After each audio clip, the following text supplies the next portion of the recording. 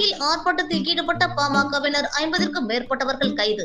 பாட்டாளி மக்கள் கட்சியின் நிறுவனர் மருத்துவர் ராமதாஸை இழிவாக பேசிய தமிழக முதல்வர் ஸ்டாலினை மன்னிப்பு கேட்க வேண்டும் என வலியுறுத்தி நாடு முழுவதும் பாட்டாளி மக்கள் கட்சியினர் பல்வேறு கட்ட போராட்டங்கள் மற்றும் மறியல் போராட்டத்தில் ஈடுபட்டு வருகின்றனர். அதன் ஒரு பகுதியாக ஈரோடு மாவட்டம் பவானி ஆந்தியூர் பிரிவில் வடக்கு மாவட்ட தலைவர் ராஜேந்திரன் தலைமையில் பாமகவினர் 50க்கும் மேற்பட்டோர் ஆர்ப்பாட்டத்தில் ஈடுபட்டனர். அப்போது பாதுகாப்பு பணியில் இருந்த போலீசார் அவர்களை கைது செய்து வேனில் அழைத்துச் சென்றனர்.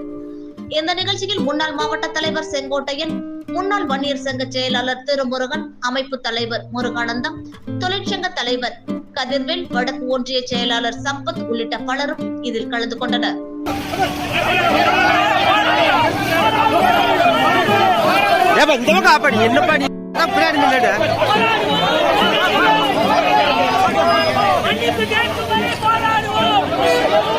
நியூஸ் எடுக்கிறாங்க, நியூஸ் எடுத்துட்டு வேணாமா?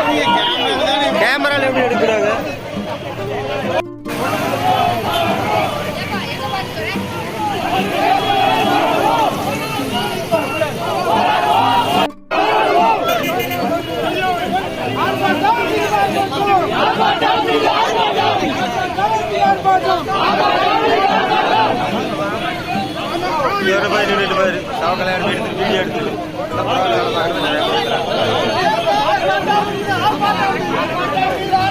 சத்தமா சொல்ல பாக்கலாம்.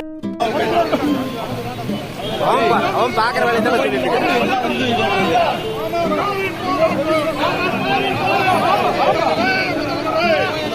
ஏறி நிக்கணும்.